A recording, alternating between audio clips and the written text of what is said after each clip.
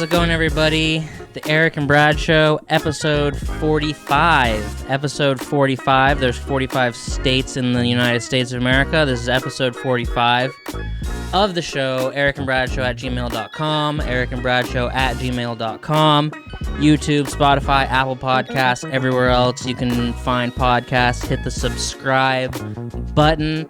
We're up to 55 subscribers on YouTube, which is really cool. That's a good amount of people for me. But if you want to make it more, go hit the subscribe button and make it more. We do the show once a week. Erick's in Oregon. I'm in North Dakota. Those are both states in the United States of America, which is a country that's in North America, which is a continent, I believe.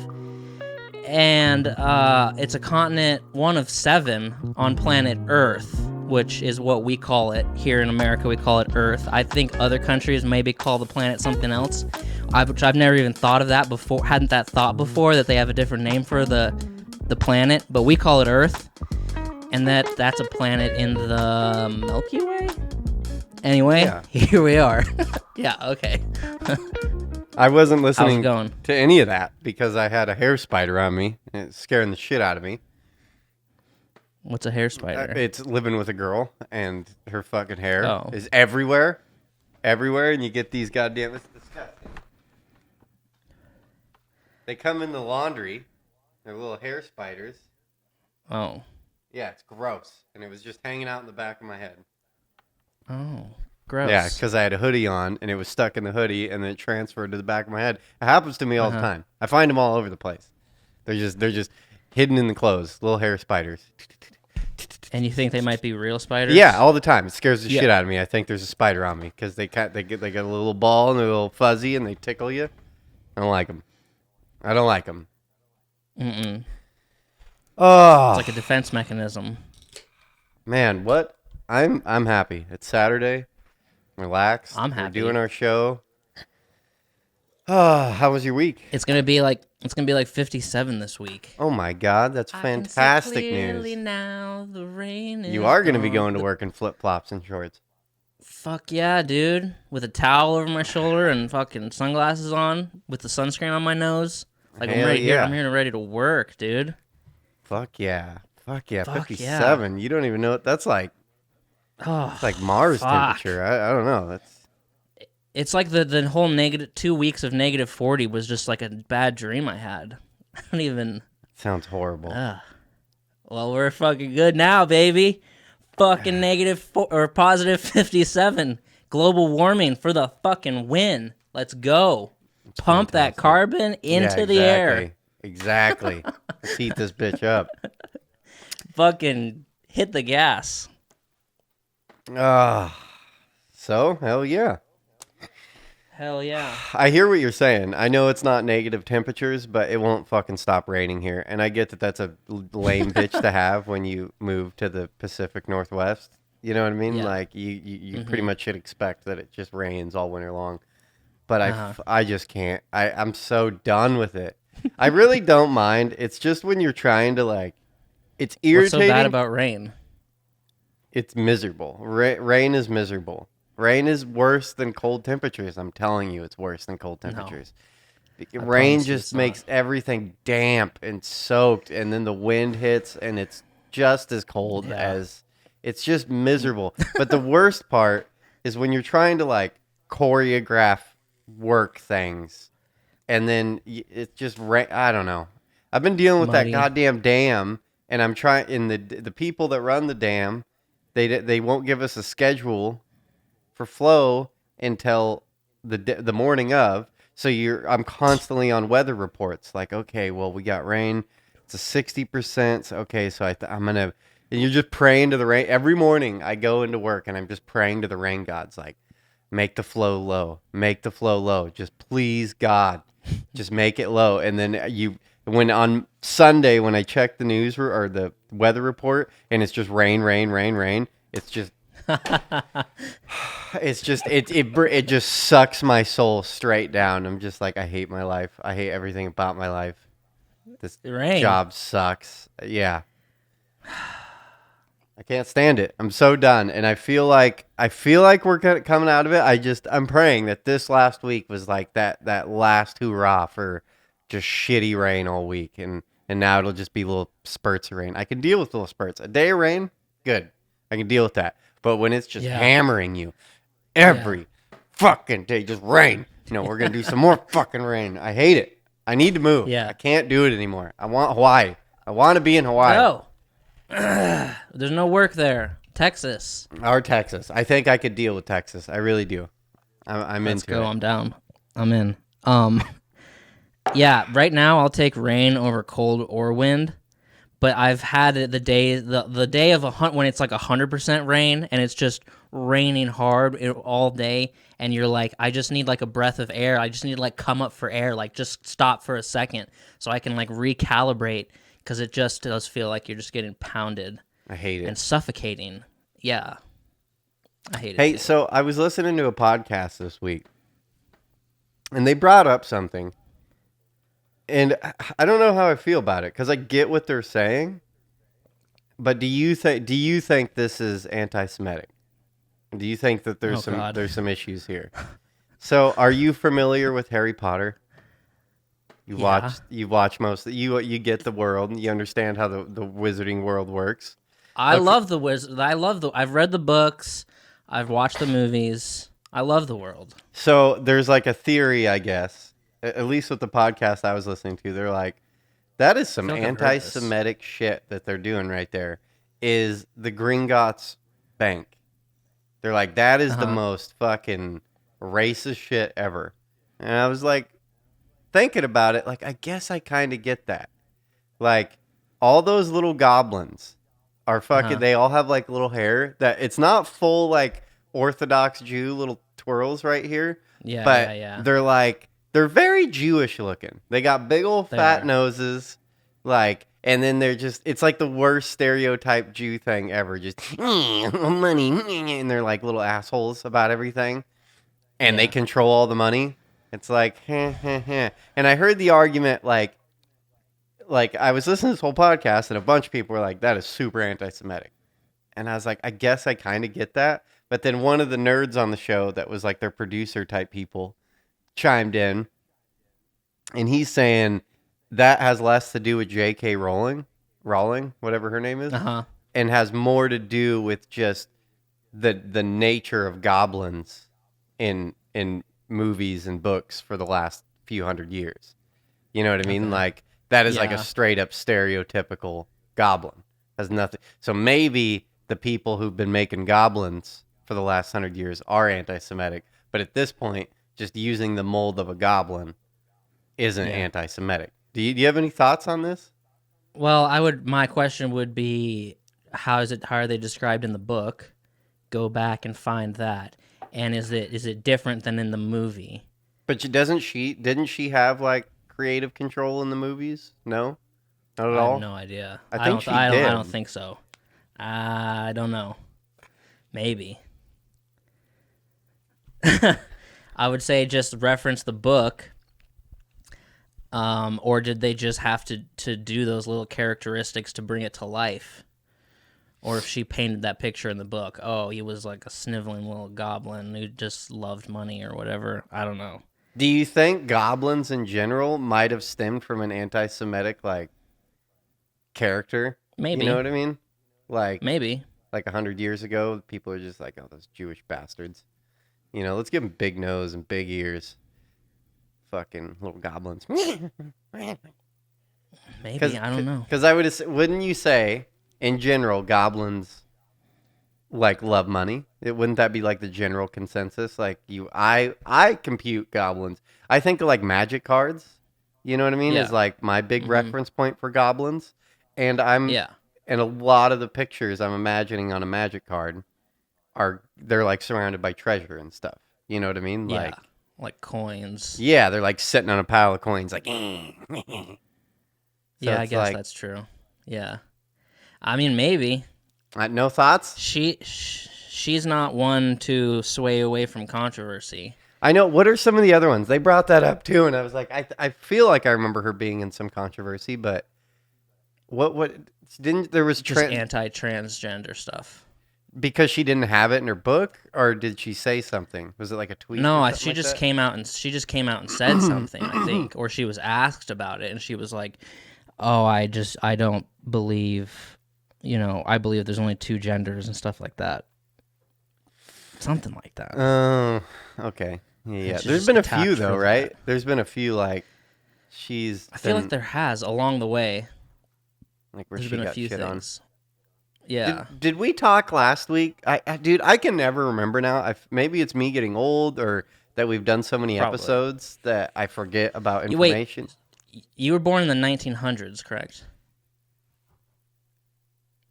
Yeah. Jesus Christ, you are old. Okay, what did we talk about?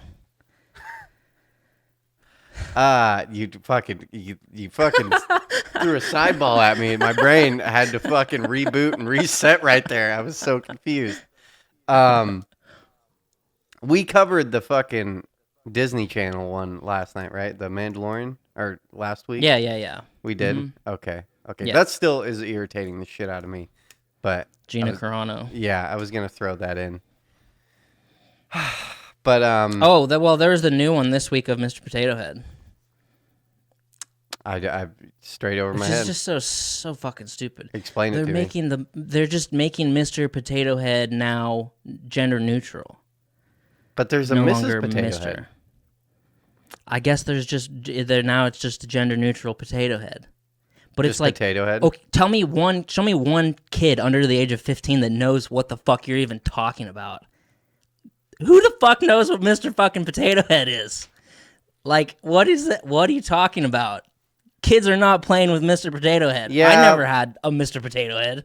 I think it made a comeback, though. I think Mr. Potato Head in our generation skipped it because it was too old for us. But I'm going to argue that Toy Story changed that because my daughter has a Mr. Potato Head. And if you go to the store, there's a lot of Mr. Potato Heads. And I think it's because of Toy Story brought Mr. Potato Head back into the limelight. I'm telling you. Like, I'm pretty sure. I haven't seen one in 30 years. That's because you don't have kids. And by the time you stopped going to the toy aisle, Toy Story hadn't really come out yet. You know, or like, it was ramping up at that point. So it may have come out, but they weren't making the toys to come along with the movie yet. And then you stopped going to the toy section. And then my little brother too. What? I don't know. We never had a Mr. Potato Head. I didn't either. I didn't have one, and it was never in the toy shelves. But now it's back, and I'm telling you, I'm going to put my money on that Toy Story brought that back. Because you got 4 Toy Stories with the Mr. Potato Head being pretty much one of the main characters. He's like top 8 characters in the show. Yeah. I'm just arguing that. I'm arguing that it's not a dead thing. That under 15 now, it would be over 15 that they are, okay. It would be the, let's say 38 to 20 to 28. They didn't play with it, but everyone beyond and before that would be, yeah, of course they had a Mr. Potato Head. We're just in that gap that didn't. I don't know if that's true, but that's a good argument. Yeah. I still don't know if a 6-year-old or a 5-year-old right now knows what a Mr. Potato Head is. I got one right here. That would be like, yeah. That's fucking crazy. That's nuts. Well, it's just going gender neutral, that's all. And people are all up in arms about it. And I don't think anybody even cares.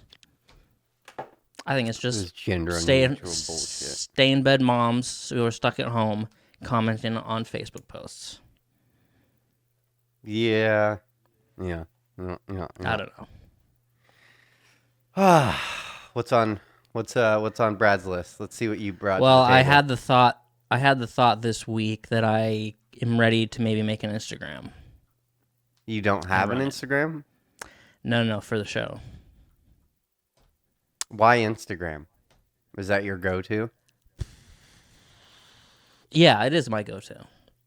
Okay. See, Instagram is my least out of all the social media ones. That's the one I hit last. Well, actually, Snapchat's right below that, but that's not really social media to me. That's more messaging. But social media, I don't know. I've never liked Instagram. I get the whole picture thing, but I don't know. So you're saying I should go Facebook? No, you do whatever the hell you want. I'm just saying in my mind, I skip. I Okay. don't know. I just skipped over Instagram. I get that it's big, or was big. I could do Facebook.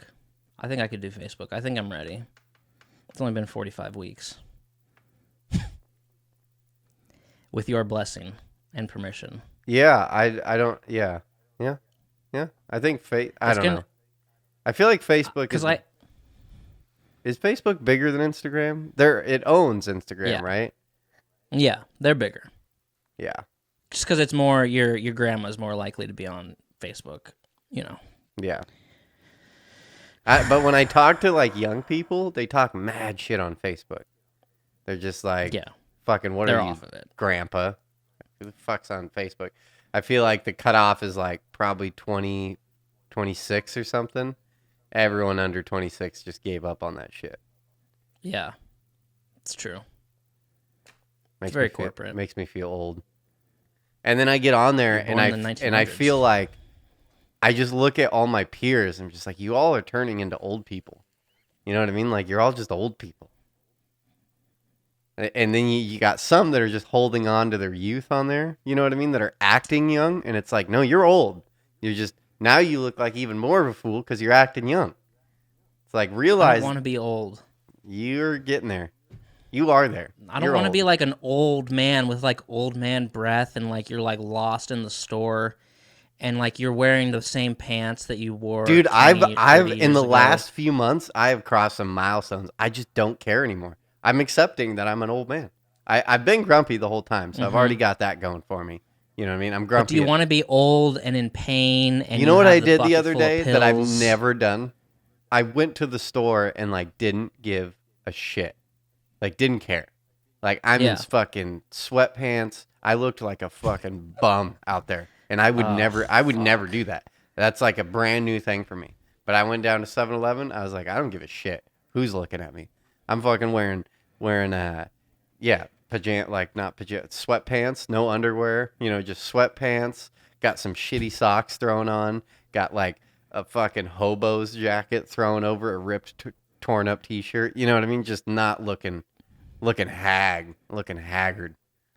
I was like, I walked out of the store like, yeah, this is old man shit right now. This is how old men do it. Yeah, I understand what's going to happen, and there's pros and cons. I'm just saying it's better to be young, I think, in a lot of ways. You can just run around. There's pros and cons on everything. I mean, you're further away from death, and so that's a big one. That's a pretty big fucking chunk you got on your side of the scale. You got all the time in the world. But there's so many things I'm glad to be done with. Like, really, I'm so glad to be done with a lot of the things I used to worry about. And I used to just like honestly, going to the store looking like that made me feel like, man, you're a bum. But then there's freedom in that. It's like, man, you used to care so much what people thought about you. You know what I mean? And now I could just, the more and more time goes on, it's free. It's so freeing. It's just like, I don't care. You know what I mean? I don't care what you think about me. Go fuck yourself. I have other things going on in my life. And then, like you'd meet people, when you were 18, you would meet people in the streets that you're never going to see. You're going to have interaction with them for 5 seconds of your entire life. You didn't know them before this, and you're never going to meet them again. And for some reason, that 5 seconds would be important to you as a human being. Yeah. You know what I mean? You'd be like, what does this person think of me? You know what I mean? And now it's like, you'll run into someone that you're going to have interactions with for the rest of your life, and you'll be like, I don't give a shit what this person thinks of me. You know what I mean? It's so freeing. It's the most freeing thing on the planet. It's just like, get to relax. Well, it was like, for some reason, I was thinking of like bullying or whatever. I was thinking of like, maybe I was watching something where like, say a group of kids is like picking on another kid and just like pointing and laughing kind of. And that kid, it's going to fuck that kid up, and that kid could like want to hurt themselves or something like that. But I'm like, for me, say I'm walking through a store right now and like a group of people are like pointing at me and laughing at me. Like, there's no effect there at all. And yeah, I used to feel when I was younger, used to feel like, man, we got to go out tonight. We got to close the bars down. We're going to get fucked up. Like, it's going to be memorable, all this stuff. I feel zero pressure to do that. I have no desire to even do it. So you see the 20-year-olds running out to get fucked up and dance all night. And it's like, I'm super comfortable not having to do that anymore. It's very nice. Yeah. The pros and cons. There's some serious pros and know. some serious cons. It is harder to meet people, I feel like, when you're older. You know what I mean? Like it was a lot easier when you're young and everyone's partying. You get like a few hours like in a house with 30, 40 people and you can like meet new people and be like, hey, blah, blah, blah. Now that shit's like, now you got to be at like a fucking automotive store and be like, hey, what? You know, and the guy's like, I don't fucking talk to you. And you're like, yeah, never mind. You know what I mean? Like, yeah. What are you buying, Ryobi? Yeah. Like, you piece of shit. Yeah, but then it's like just the nasty old man that like nobody wants to be around. People don't want to touch him or, talk to him. And it's like, I don't want to be that fucking guy. It's like the grandkids don't even really want to hang out with you. They're just forced to. They got other shit to do. They got VR strip clubs that they're going to be hanging out in. Nobody wants to fucking sit around and talk to you about the 90s. Yeah, I don't know. Now I'm embracing it, but I'm sure they'll be, give it another 10 years and I'll have a midlife crisis. You know what I mean? And all the things I'm saying now will be like, I can't handle it. Let me go. Yeah. That's true. That happens. Yeah. That fucking happens. Hey, I want to bring up. Yeah. I feel like we have this kind of thing going in this show, which is probably one of my favorite segments of this show that comes out, let's say, every 10 episodes or something like that, where we learn something. And hopefully this becomes another one of those segment moments to where both of us are kind of in the dark about women's issues. You know what I mean? I feel like we went through the tampon thing and we went through something else recently where it was like, what? Blah, blah, blah. But this one... Watching porn? Yeah, that one. Yeah, that one. Okay. Here's a new one. Oh, no. No, it's all right. Hopefully, I feel like you're going to... If you know this, I'm going to be surprised.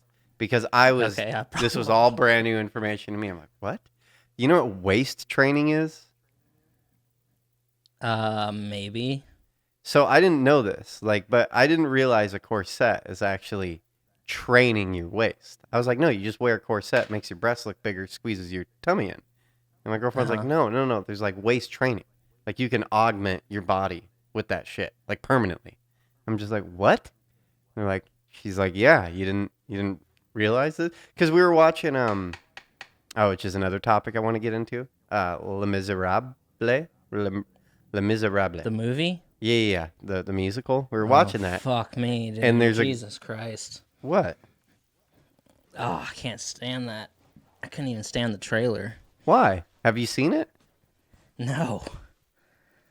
I gave up. It was a 2.5 hour long movie. We stopped halfway through, but it was just because it was getting late. But it was a great movie. Tim Burton's wife's in it, whatever her name is. Ooh, I like her. Bruno is it? Sacha Baron Cohen. Sacha Baron Cohen's in it. Movie? Yes, dude. I was like, what is Sweeney Todd? No, dude. Sacha Baron Cohen is in Les Mis. I thought it was going to be a totally different movie than it was. I had a different image of what it was, and then the main guy's a super famous dude. What's that guy's name? Hugh Jackman. Yeah, that guy. Fucking star-studded. That whole movie is just jam-packed full of stars. But anyways, there's a girl in it because it goes through the different time periods in the movie. It starts like here and then skips 9 years, and then here and then skips 9 years. And towards later on in the movie, where I'm at halfway through, but it's already been like 20 years in the movie, there's a character that comes in. I have no idea who she is. Probably should have looked up her name. But she's not like I know she's famous, but she's not like, Anne Hathaway? She's not that kind of famous. Okay. She's darker skinned girl. But anyways, we're watching, and I'm like, that girl's waist is freakish. It doesn't look right. Because her face is like, she has a bigger face. Like, not fat, but her like bone structure, and you can tell she's not meant to be she's not a fucking Paris Hilton size person. You know what I mean? Like she's meant to have some meat on it, not fat. Just she's meant to be a bigger person, and her waist was like 8 inches across, and it was just so weird. Like I brought it up to the girl, and she's like, "That is weird. It's like odd looking on this person." And then that's how we got into the discussion of waist training. And then I'm like looking it up online. Like, yeah, that's like the Kim Kardashian thing. Like, yeah, they wear these fucking things, and it just slowly squeezes their fucking. I guess that's what they're doing. Did you I don't know. I'd never heard of any of this. I was like, what? Well, I guess I didn't know that it still had an effect once you took it off. Yeah. I knew like there's like waist trainers, like these spandex, like circular things that you just put over your waist. But I thought it was for like, we're going out to the club tonight, or we're going to like a wedding. I'm going to put this on under my outfit to make me look skinny. Like a corset. That's what I thought it was. But I guess you can like manipulate like body augmentation type thing. You can like manipulate your shit. Right. So there's still an effect after it's removed. Which would make sense with the Kim Kardashian body look, right? Yeah. Yeah. Because her stomach does not look right. You know what I mean? It just doesn't match what's going on with the rest of her body. It's too skinny for her. I figured it was just like a surgery. And she got it. Whoop, whoop. Yeah, I don't know. Learn something new every day. So add that to the list of things we don't know about women. We need a girl on this show is what we need. You know, someone that can constantly be throwing these, you know, things right back at us. Yeah, that'd be interesting. You know? Yeah. So, speaking of women, okay. Do you ever think about, or I don't know, I just was thinking that like, it seemed like girls were way better in school than guys. And I'm speaking generally. It's like even the worst girl in school was like, it seemed like it just came easier to them. That a lot of the lower students, the ones that just couldn't fucking handle it, couldn't fucking get through 10 questions on a quiz, like those were all guys, and girls were just like way better at school than guys were. It seemed like the girls were the smart students. Totes my goats. I know exactly what you are saying, and I think that has a lot to do with like maybe women tend to be more organized than men. You know, a little more like things in their place and blah blah blah. But I don't know where you're going with that, but I'm going to just say I feel like men naturally need to like do things with their hands. You know what I mean? So it's like when you set a bunch of men in a classroom and like sit there, don't do anything. It's like they need to touch that. They need to destroy things, create things. Like I feel that's start carving into the desk. That's me. I need to like move and build and do shit. If I like it's the same, like sitting on a computer doing your taxes long enough. I just like, fuck, God damn it, I hate my life. Like, I can't do it. And I feel like women are more of course, there were some girls like on the fringes who were like, you know, got all fucked up on drugs and got pregnant and dropped out. And it's like that. I'm just saying, like, generally, the girls were like, their penmanship was good. They're just breezing through assignments. Everything's fucking ready to go. And the guys are just like, we're all just trying to fucking barely fucking hold it together in school. Of course, there's a couple guys that are like, they're doing their work like they're girls almost. Yeah. It's fucking weird. And like me, when I like elementary school, middle school, really good student. Freshman year, that's when it started declining quickly, and towards the end of high school, it was like, just get me out, just get me fucking through this. Like, and I would go because you could look your grades up online, and it was high tech, and I would add up all the points. Like the finals coming, it's worth 500 points. I'd add up all the points for all the assignments throughout the semester or whatever, add up my grades, do the math, figure out if I could take a 0 on the final project. If I had like an 87 in the class and taking a 0 would take me to like a 70, I'd be like, give me a 0. I just want out. Just get me through this fucking shit. And it's like the end of the year, I think my government teacher gave me like a 60. And I was like, and I had to graduation, I had to go find him and be like, thank you, because we both know what happened. We both know what you did. I appreciate it. And it's like, just get me fucking through this. But the girls were like, those were the good students. It was weird, but then I'm like, well, the boys more distracted with like hormones and stuff like that. And I'm like, I'm pretty sure everyone would be. Like every 15-year-old on the planet would be all distracted and hard to focus. But I don't know. Girls were just far better students. I mean, I'm going to go boys. back to exactly what I said. I feel like men, if it was like men did better in PE, you know what I mean? It was like an objective. It was a physical objective to go do. It was that's what men need. And I think they just go our roots. That's we're the hunter gatherer. You know what I mean? Like we spent thousands of years leaving women in a village to go like do sit down, slower pace shit, and we're out hunting shit and fucking chopping trees down and shit like that. I feel like it comes back. You're just like that's what you're a 16-year-old guy. It's like. There's no trees to cut. There's no animals to kill. You know what I mean? Like, what is happening right now? Why am I sitting here? Yeah. But we can't do what they do. We'll fucking be terrible. Yeah, it's you get a bunch of dudes sitting in a classroom. They just it's gonna turn into just fucking flicking paper footballs at each other exactly. or arm wrestling. I mean, I'm the worst example of that ever because I was just so god awful in school. I didn't. Yeah. I was so distracted. School was my last priority. It was like I know girls and video games and parties and having fun was way up here, and school was not. It didn't even enter. Like I should probably do this. It was like I could give a shit less. School was a social interaction for me. Had nothing to do with learning, at all. Didn't give a shit about learning. What classes?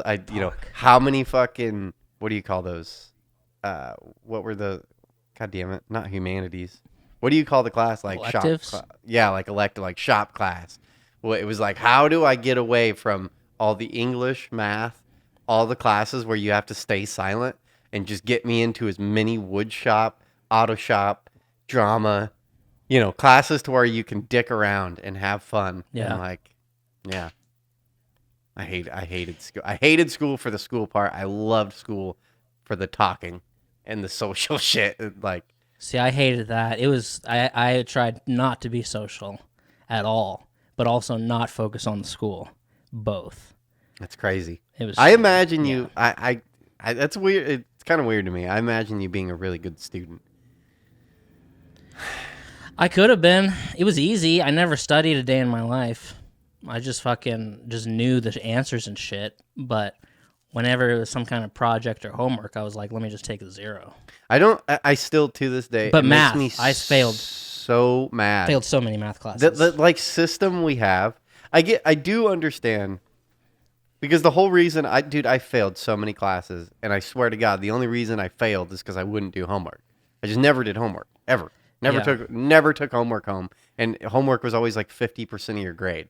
Which is so fucking stupid to me.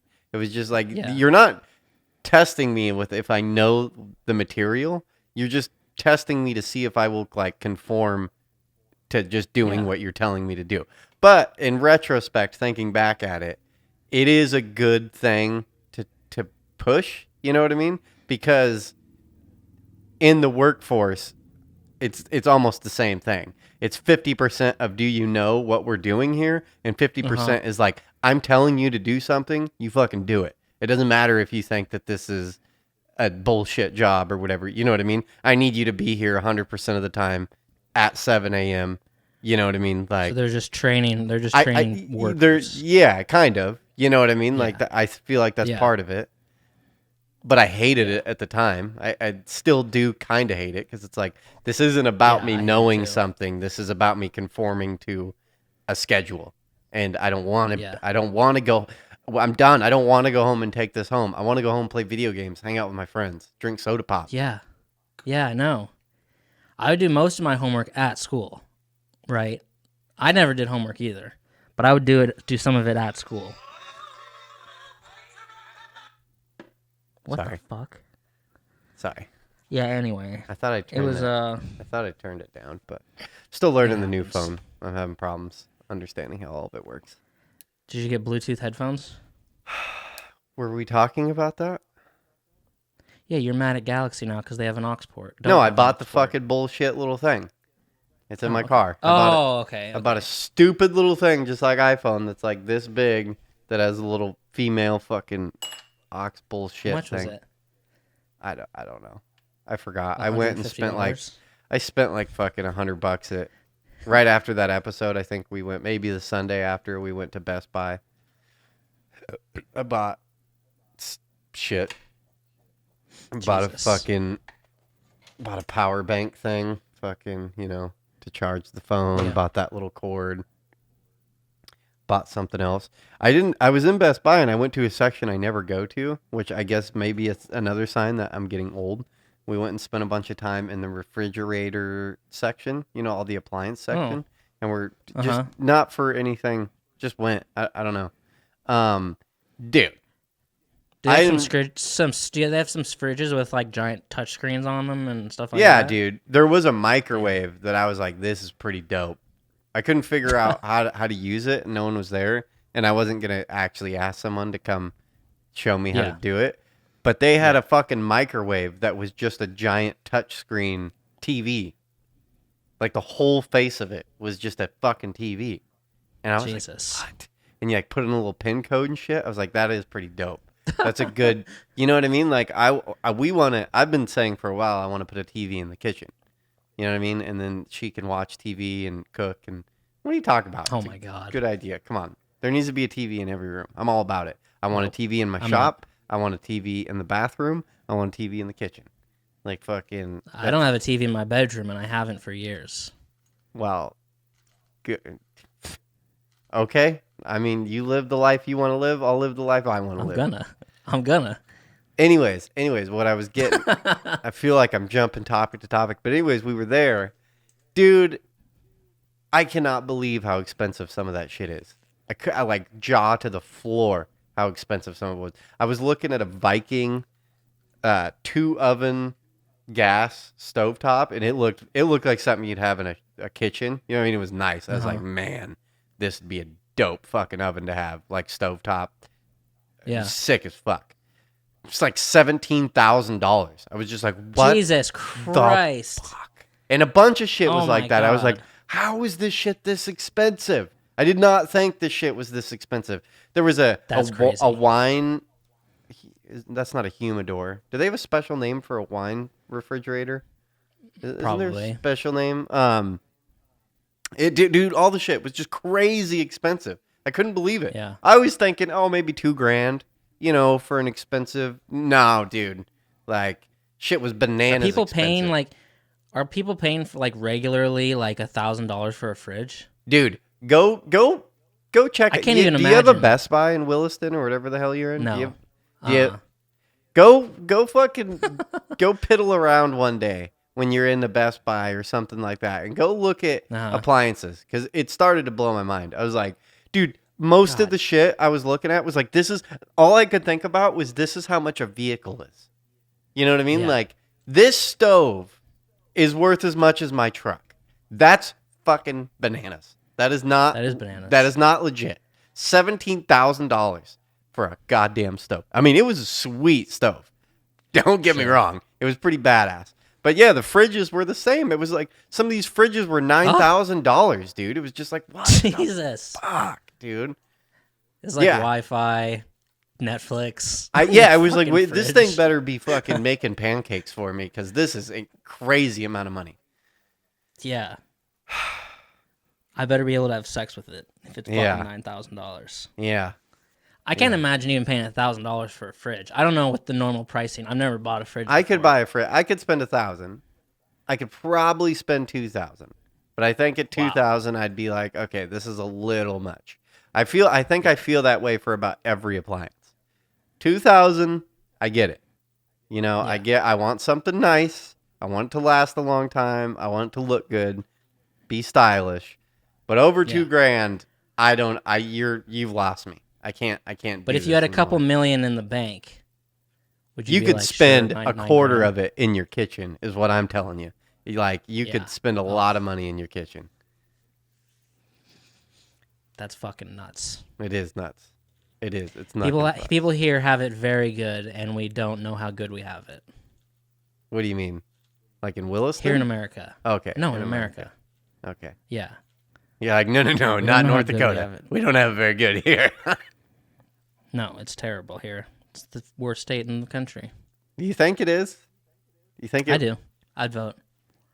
This and then Florida. Have you, since you've been in North Dakota, have you done any, traveling over to any of the other states? You gone to, Yeah. What are you guys border, Minnesota and In South Wisconsin, Dakota. South Dakota? I've been all over the place. Horrid with geography. Geometry? Geometry? No, I've been all over. Geography? My job used to be to drive all over the state. Were you just making a joke or were you serious right there? I was making a joke. Okay, you had me, you caught me off guard there. Yeah, it's terrible. And North Dakota's worse than Minnesota, Wisconsin, South Dakota. Are there any of I mean, I'm certainly biased. I have a hatred. People from Idaho have a natural hatred for North Dakota, so you kind of start already not liking it. Why? And then it's just a thing. I didn't even. It's just a thing. Growing up, North Dakota wasn't even in my vernacular. It was. Well, people that are here, not like people in Idaho aren't like, yeah, we hate North Dakota. Yeah, I mean, once you that's what you're here, making it sound like. Just like, what is Idaho? No. Once you've traveled here, then you hate it, probably because you were so spoiled in Idaho, and now you're like, this place sucks. It's just flat. It's flat as a goddamn yardstick that you put up to the horizon. Yeah. So you just have a natural hatred for it, but I just hate it even more. I just hate it. I just hate the weather. It's the weather, really. I hear you hacking, Hair Bear. Thank God it's going to be 57. I've never been there, and I guarantee I hate it. I've been to Minneapolis a few times. I hated that too. In the wintertime, I'm assuming? Or summertime? I think I was there in the summer. I mean, I've been to the airport a lot. I've driven into it once, and I think it might have been snowing. It was but I was also had been up all day, then up all night, and then I drove into Minneapolis in the middle of rush hour traffic in the morning after being up for 24 hours, and I was like, this place is a shithole. So I might have been a little fucked up, but I didn't like it. I don't like the Vikings either. Sorry. It's a shit town. Okay, and roll. I've never been to the Midwest before, so I don't know any of that shit. Well, it's nice that it's the people are very, very nice people. Which is a very important thing for me. I get it. You get a little tired living on the West Coast dealing with assholes. Because I mean, Oregon, I kind of Washington, if I come California across is just full. If I come across like a stranger here, I'm pretty much starting out just trusting them to be a nice person. Yeah, because most people are good people. Aren't nice here, and then it rubs off on you. I remember the other day I was driving I was about to get on the freeway. And we're on an overpass road, and there's two stoplights, back to back, right before you hit the other side of the overpass where you can get on the freeway. You know what I mean? And it was it's a major kind of weird section. A lot of traffic kind of goes through this bottleneck to get on freeways and shit like that. And then you got some cars coming off freeway. It's just a congested area. And where I was, I'm in the far left lane, about to take a left to get on the freeway. And there's a open median section, with the yellow lines are really wide apart, 14, 15, separating this traffic from, in this huge section. And it's bottlenecking together. Well, right before this huge section, there's this BMW, the SUV BMWs, you know what I mean? A bigger BMW. Yeah. And it's stopped middle of the turn lane. And it is fucking shit up. You know what I mean? And it obviously just happened. I'm one of the first cars to this effed up situation. And just sitting right in the middle of the road, blinkers, flashers on. And I'm in my little car and I weasel around him and just get in front of the car. And then I'm sitting there and there's this dude I'm driving home from my job and he's sitting in the passenger seat. And I'm just having this huge internal battle for like 45 seconds. I'm sitting at a red light. This car is like 20 feet behind me. And I'm remembering, I'm like, if this was Idaho and this was the old me, I would have pulled over to this median and I would have went and helped this car. But the new me, the Oregon me, the Californian me was like, fuck this person. I don't give a shit. I'm going home. I still have an hour and a half sitting in traffic. I don't have time to dick with this person and their busted ass shit. And then I don't know, but I remember an Idaho person would stop. You know what I mean? Mm-hmm. And no one was stopping. No one was helping this person, and no one was gonna help this person. You don't do that. You don't do it in Oregon. You never see someone pull over and help someone. It doesn't fucking happen. You got to wait It for happens all the time here. I know, and it's just a difference in the mentality. You just blank out. You just get trained to just live with blinders. You know what I mean? Like I don't care what's happening over here. If something bananas is happening, just keep put your blinders on. Just keep walking. Someone's having car problems, put your blinders on. Just keep fucking walking. Don't pay attention to what's going on. And then I felt bad. I got on the freeway and I'm just like, God, that was one of those moments. That was a moment where you could have helped someone, and who knows what could have came of that. You know what I mean? Like, I don't know. I feel bad. I'm a colder and colder person, and Oregon is making me a colder and colder person. Yeah, it's just slow conditioning to just stepping over homeless people. It is. It is. Yeah. And isn't it weird? Here Isn't it weird that like it's the exact opposite of like what the political ideologies like claim to be. Like, right? Like in states where they're liberal and they're like, oh, we need to take care of everyone and help the homeless. If you really go to a city, you notice no one's helping. You know what I mean? Like it's this dick mentality. And then you go to Republican states, which conservative values are usually much more stringent and strict on welfare and helping homeless and all this crap. But yet you go there and they're way nicer. It's so funny. It's such a weird, it's just a weird thing that, I don't know. No, if it was like car trouble and their car was broken, people here would probably give them a ride, probably like make them a hot dinner. Fucking, hey, you need a couple bucks, da-da-da-da-da. Yeah, Fucking, and even sure of it. neighbor stuff. You know what I mean? Like, I mean, there's so many of my neighbors that we have never talked. Just, they are just like, you don't fucking look at me, don't even, this is my property, shut up, I go to work, you deal with your property, shut up over there, we don't care, leave us alone. And in Idaho, Montana, it's different. I mean, there's definitely like my property, but you still like, no, your neighbors, you're just like, oh, that's Bill over there, and that's Ted, blah, blah, and just like, it would be, you see a weird car drive by and you're like, I better go call Ted and just like, hey, Ted, were you expecting company? You know what I mean? And that's like nothing in Oregon. Yeah. If a weird car pulled in your neighbors, you'd be like, that's not my business. That's not my business. I'm not going to deal. I don't care if they're getting robbed. You know what I mean? Yeah. Or like, I think I said it on the show. It was when I lived in the apartments, it was the middle of the night. And I swear to God, I was hearing someone getting murdered. You know what I mean? Like it was the worst sound ever coming out of someone's window. Just and just things breaking and just you piece of shit. And it was just like, not my deal. Not my deal. She married him. I don't care. I'm going home.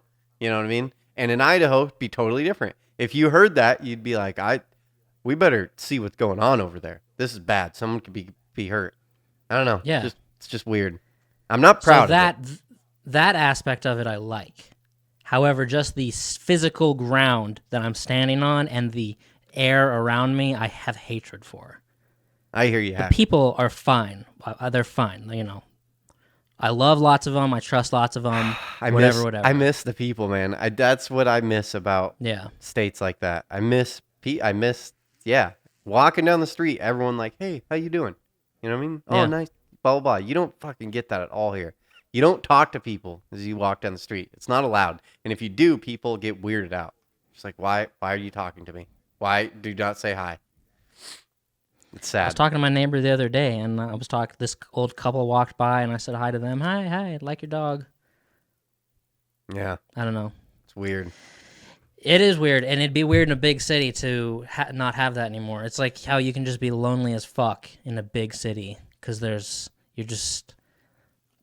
no friendship, really. I don't know. There's like this famous thing. I kind of am curious about it. There's like this famous case of like in like old New York or something like that, back way back in the day, where it was like a courtyard. There's like a courtyard with like walking paths through it and like benches, and there was like apartments around it. And it was like, this is like before TV and stuff, and it was like a very social night. Everyone's windows were open. People were talking and hollering and eating dinner and drinking and partying in like all these apartments. And there was like this brutal murder in the middle of the courtyard with like some lady being like stabbed and like screaming. And like nobody saw who did it, and nobody called or anything like that. And like everybody was home and like playing music and having fun. And it was like they use it or something as like an example for how people just fucking have the blinders on and just don't worry about it. Like you hearing someone murdered. It was like this famous case, I think. I don't know. It's interesting. Yeah, it's yeah. I don't know. I don't know either. So look, I don't know if other people think like this or have noticed this, but this is applied to my life for sure, which I saw the other day. I feel like every neighbor I've ever had in my entire life gets food from this Schwans truck. That's like frozen food. Yeah. Every neighbor I've ever had all my life, and I've never even eaten anything off of this Schwans truck, and I've never like been at anybody's house and been like, oh my god, this is such good food, where did this come from? And they'd be like, the Schwans truck. I've never had food from it listed. I know I'm exactly aware of. what you're talking about. And I would never order from it. Like I've never ordered from this truck. This is like, I feel like this might be like a simulation, or so. It's like you never see your neighbors bringing in groceries, which is like, I get how people say that, and yeah, it's kind of true, but I have seen people bring groceries into their house before. I know that it happens. This Schwann's truck thing, I think, I don't know if it even exists. Wait, hold on. I love where you're going with all this, but is that a conspiracy theory that you never see your neighbors bringing groceries? It's like you never see a pregnant Asian person, and you never see your neighbors bring groceries into their house. Where are you It's weird. You're fucking with my head because both these things I'm struggling with, but I've never heard these before. You've never seen cats have sex, but you've seen dogs have sex. It's like these are things that people say that they've never seen a pregnant Asian woman. Yeah, I'm surrounded by Asian people, and I've never seen a pregnant Asian woman. That's fucking weird. And now that I'm thinking about it, I'm trying to think of my my neighbors here, and we have a window right here, always open. I have a perfect view of their driveway. And they don't park in a garage, they park in their driveway. And now that I'm thinking about it, I've been here, I don't know, 5 months, 6 months, and I've never seen them bring groceries in. And now I'm a little suspicious of what's going on over there.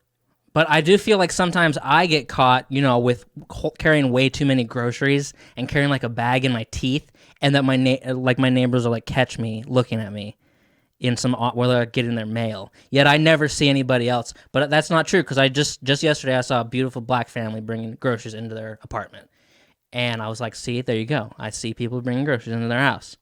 But this Schwann's truck thing, I feel it doesn't even exist or something like that. Because how have you gone 30 years without having food from this truck that has been 20 feet away from your house your entire life? Yeah. I get that they're getting like pizzas or something. I don't know. But it's crazy. I don't know either. I know nothing about it. I've wondered about the Schwann's truck my entire life as well. Always confused. Yeah. Like, I've never even known of somebody who's worked for them. Like, where's the Schwann's building? You know what I mean? Where are they coming from? Right. I've never seen a Schwann's building. I've never seen like three Schwann's trucks like pulling out of a parking lot at the same time.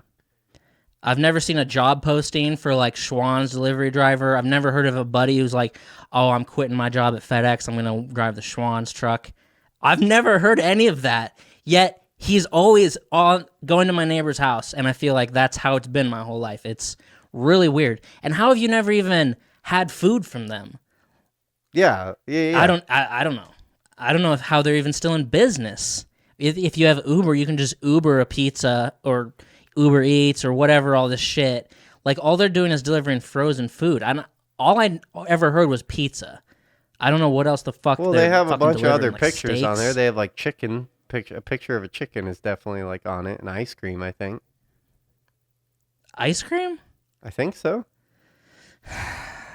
I don't know. Fucking crazy. I don't know. I don't know either. I don't know. That's why I don't think it's real. Guess what I ate the other day? Sorry to change topics a little bit, but it reminds me of, because we talked about Olive Garden. No. We talked about it a long time ago on the show, and I'm gonna say it's a pretty good hot dog. The Costco hot dog. I did that the other day. We had to do it. I was like, we're doing it now. Got to get the Costco. Got to get the Costco hot dog. Pretty damn good hot dog. Not gonna lie. I don't like that there's no mix-ins for it or servings. That all you get is the ketchup mustard. Because I want onions. Onions are extremely important on a hot dog. Probably the most important topping on a hot dog for me is onions. Other than mustard. It goes onions, mustard, relish, ketchup. And then I don't know where jalapenos lie in there. Sometimes I'm not feeling the jalapenos, though. Sometimes I don't want the jalapenos on the hot dog. And it matters what kind of mustard, too. If it's just yellow mustard, I don't like a lot of mustards. But I will put yellow mustard above like deli or Dijon mustard. I don't like that. I like spicy mustard. I like certain fancy mustards, like brown mustard. Yeah. Yellow mustard's not very good. I mean, you'll do it if you don't have anything else. Yeah. Was it like $1.50 or something? It was exactly $1.50. Exactly. Because they lose money on their hot dogs. It was a good fucking hot dog though. And then we got a piece of pizza for the little one. She wanted a piece of pizza. And damn, bro, they give you a half or like a quarter of the pizza on those. It takes up an entire plate. Yeah, we're like, oh, we'll just get a pizza for her. And she's like, whoa. We're like, yeah, whoa, that's a giant piece of pizza. You had lunch at Costco. Yeah. I was into it. I wanted it. I wanted to try it. Fuck yeah. So, Oregon set a record a few days ago. Did you hear about this? No. An Oregon man set a world record that was already held by another Oregon man. So we're doing something right here in Oregon. And it probably has to do with the rain. Probably has to do with how shitty the rain is, that there's only one thing you can do in Oregon, which is just drink yourself to near death. So we set the record in... Oh. Where is it? Was it the record for like the percentage you blow? Yeah, an alleged drunk driver in Oregon arrested last Wednesday had a blood alcohol level of 0.77, more than 9 times the state legal limit. Nathan Danzuka, 28, allegedly led police on a short chase in Madras after originally being sought for a hit and run in the city. Here's the police. At approximately 1 p.m. this afternoon, Madras Police Department reported a hit and run that took place near the Plateau Travel Plaza in Madras. The vehicle was reported to be traveling towards Warm Springs. Officers located the vehicle and initiated a traffic stop. As the officers made contact with the driver, they observed the driver to be highly intoxicated. The driver then fled and led officers on a short pursuit. The vehicle lost control and crashed into a concrete barrier off the westbound lane, approximately a half mile from the location of the initial stop. The driver's blood alcohol content was 0.77%, which is more than 9 times the legal limit. The driver was also suspended in the state of Oregon through the Department of Motor Vehicles at a misdemeanor DUI level. The driver was taken to the hospital and to be medically evaluated, blah, blah, blah, blah, blah, blah. 0.77, and then the last record was held in Oregon at 0.72. So Oregon's just fucking people up. Well, that guy's an alcoholic. Isn't it crazy that both records come from Oregon? Yeah, that is crazy. Why is that? You think you're saying because of the rain? When I was reading that, I was wondering if, And do you think it's easier to have a higher blood alcohol content at a lower elevation? Oh, yeah. Yeah. Is that how that would work? You would die sooner at a higher elevation? Yeah. Because your blood's thinner. Okay. Yeah. Yeah, so the closer you are to the ocean, the more you should be able to drink. Yeah. Okay. So people in Denver aren't going to be breaking the record. No, but maybe in It's Florida. like Joey Diaz saying how, he'd smoked weed all his life, or what, he was like this big stoner, and he went to Boulder and took one hit and like fucking hit the floor face down. Boom! Because like was not used to the elevation. That's weird. I was driving through Denver, and I did the same. I didn't even think about elevation, but I was like, man, I am fucking baked right now, like way too baked. Like just one hit off a joint, just like That's scary. it's like whoa, whew. And then 5 minutes later, I'm like, I'm gonna die. That's scary. Fucking tourists go in there getting fucked up off of legal weed, not knowing. That guy's an alcoholic though, because I'm surprised you could even drive the car. I couldn't drive the car at .77. Fuck I need you. to start blowing more to see, because I have no frame of reference. I hear these numbers and I'm like, Yeah, oh, I know. Okay. I don't either. When a cop's like, oh, you blew a point, blah, blah, blah. I'm like, I don't even know what that means. I don't know what that means. I don't know what's good. I don't know what's bad. I always forget what the law is. A point. The laws don't drink and drive. 2 or whatever. .08. 0.08. Isn't it different in every state though? I don't know. Not by much. Not by much, but I think it is. Well, I've always been curious too, and they sell like keychains that you can like put on your keychain And blow. Yeah. Yeah, I don't know how accurate they are, but I've always wanted one because I've never blown into a breathalyzer. So I've always been like, I couldn't tell you like, oh, I've had this many drinks. Are you good to drive? Well, I think, but I don't know what I would blow right now. So yeah, I'd be curious. They should be doing that to kids in high school instead of making them take tests. Give them a couple drinks, make them blow into breathalyzers, so they fucking realize where they're at. Okay. I also don't know my blood type. Do you know your blood type? No, I know it's not the I've rare always one, wanted so to it's know. not O or whatever. I know it's either A or AB or whatever. A, B. Yeah, I've always wanted to know, and I've never known. Yeah, I don't know. Okay, I got a great story for you. This was pretty funny. Okay.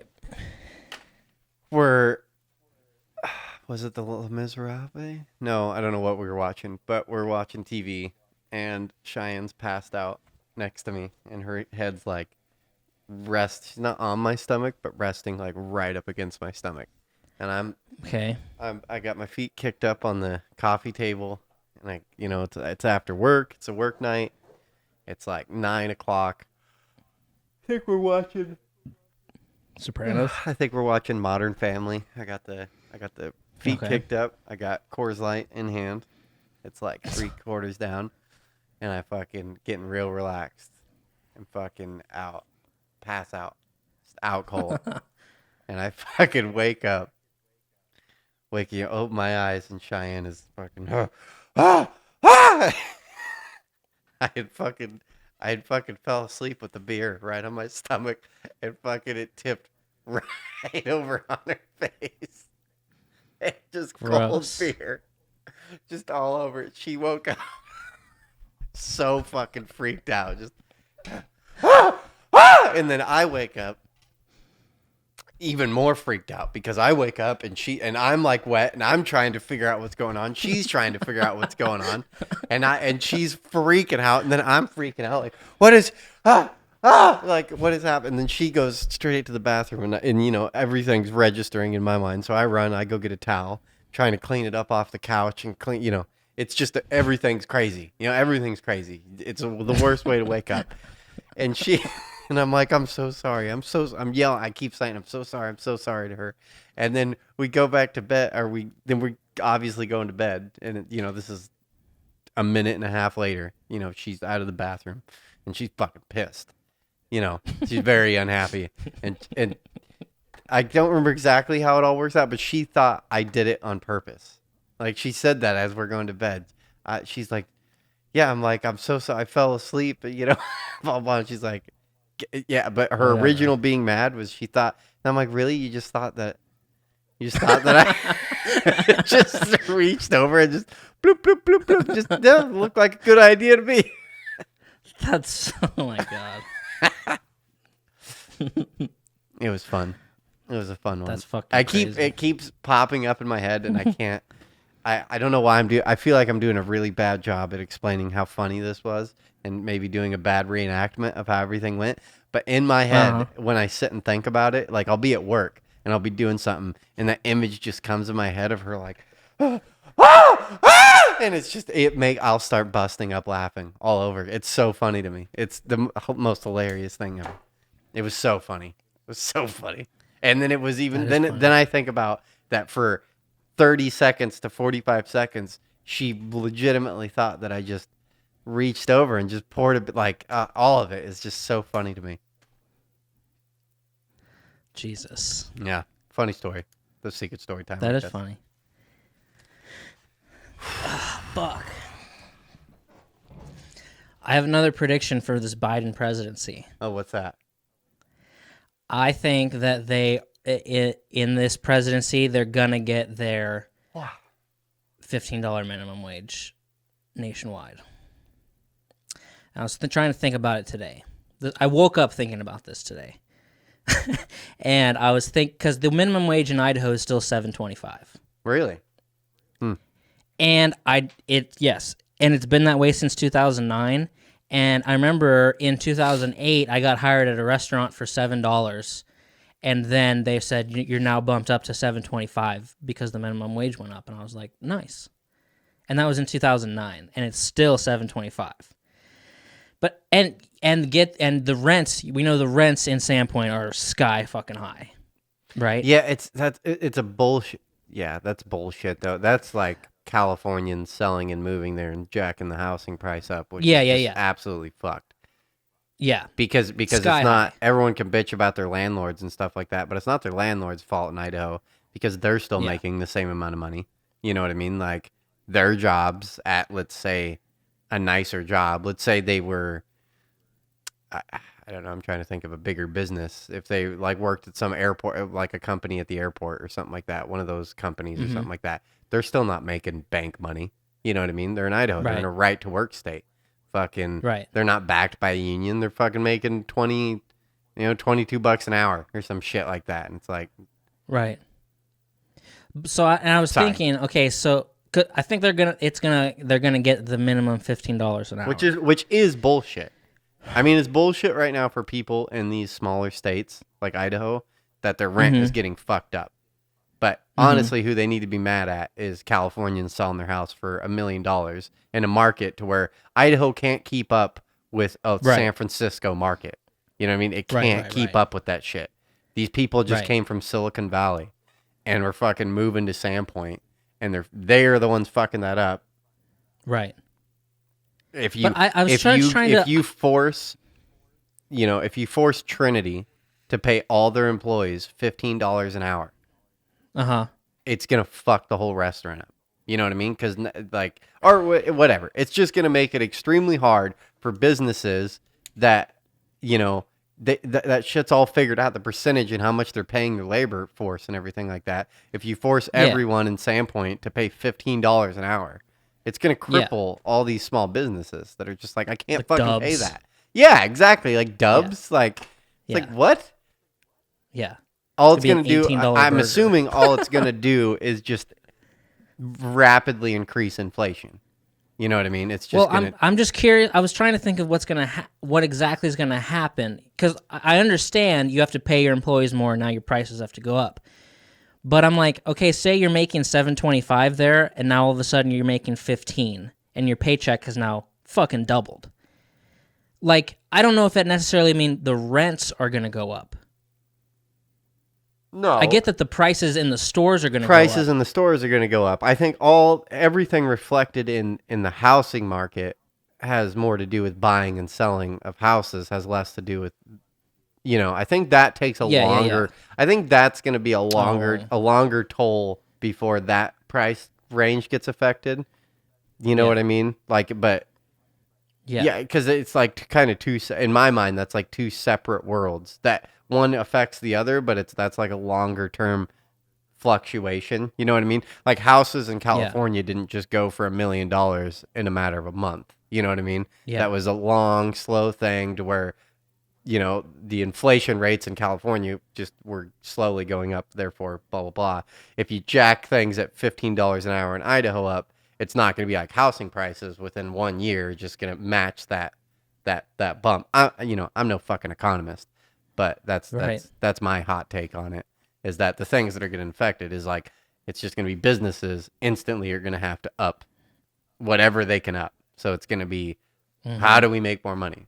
Well, we're going to have to increase the price on this, and this. Right. I don't know. I think it's going to happen. And, people say that it's a bad thing. And I think it's a bad thing, but the recourse of it.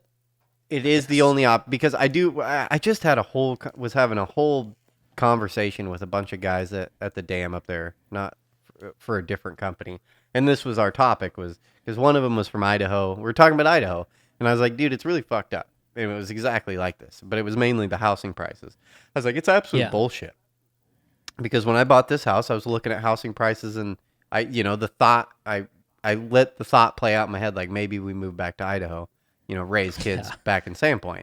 It'd be a nicer place to raise kids. And I couldn't fucking believe it because housing there was just as expensive as it was here. I was like, that's fucking bananas. That is ridiculous that it's pretty much comparable to Portland prices. That's unsustainable when you can't get, which is fine for me, I guess, but not really. Is like, okay, I could afford to buy a house there. But the problem is, if I move back to Idaho, I can't get a job like I have here. It's a right to work state. They don't offer fucking, high-end 401k, having medical paid for, all that shit. There's no unions in Idaho backing your job up. I don't know. It's just bananas and it's bullshit. And say whatever you want to say, but I mean, I'm going to go with obviously the libertarian Republican side of this argument and being like, you're not fixing the problem, but I get it. It's kind of a catch-22 is you have all these people, that aren't, now they're fucked, but I'm blaming I'm more mad at, in my mind, who I pick out here is like California. California created, they've worked on their state. They've passed all these laws. They've decided what's important to them by like taking care of welfare, homeless people, blah, blah, blah. Their cities in shambles, or, like LA, these cities are falling apart. They have crazy high taxes. Now everyone just moves out. They move out. They sell their house. They sell it for the stupid high number. Now they can move to all these Montana, Wyoming, Idaho, Colorado, Texas, these places. There's right to work state, where the wages are way less, the housing is way less. They jack the whole housing cost up. It's just fucked up. I think it's just super fucked up, this migration.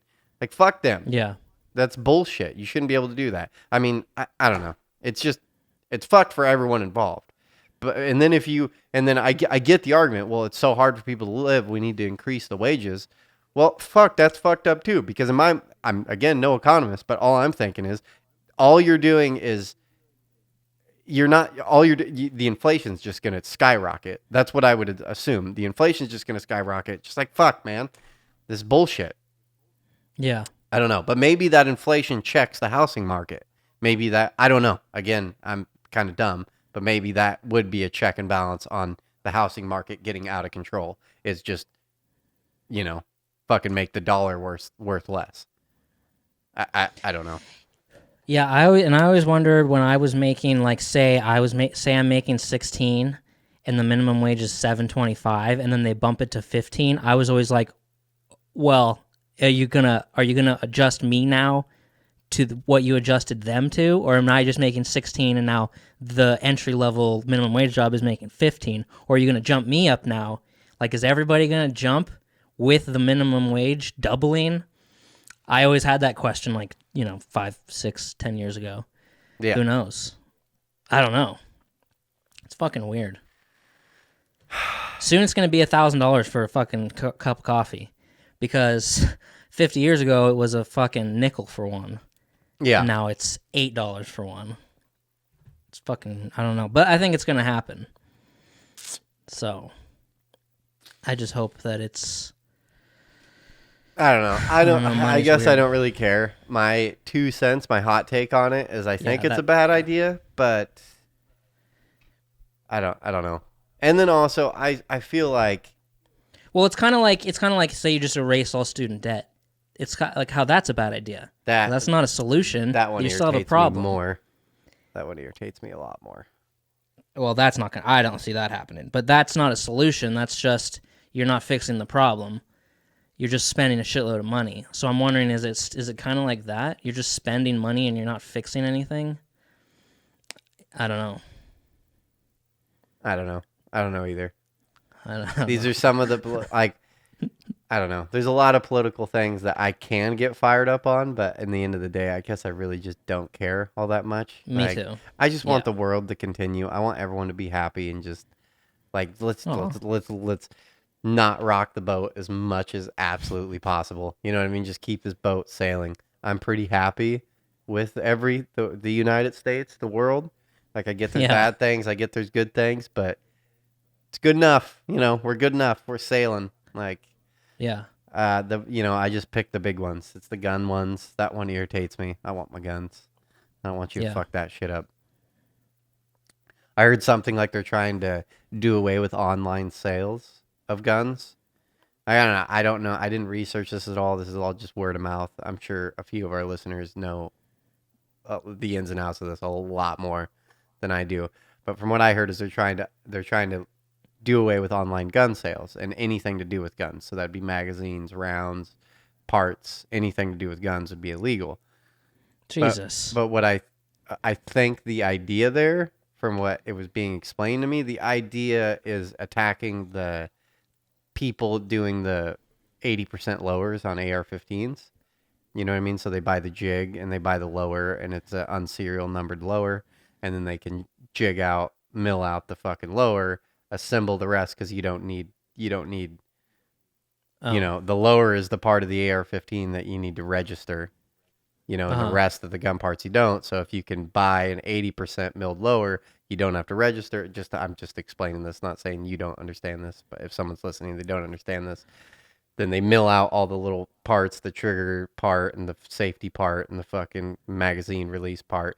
You mill all that shit out, then you don't have a registered gun, then you put your barrel and your fucking all your shit on it, and now you have an AR-15, an unregistered AR-15, and it's huge. It's a huge thing going on with guns. Shit, I know most of the gun people I know have one. If they don't have 5 or 6 or 7 of them. And Jesus. So this would be a good way to mitigate that problem. You know what I mean? Like, if you just did away with online sales, you wouldn't be able to do this.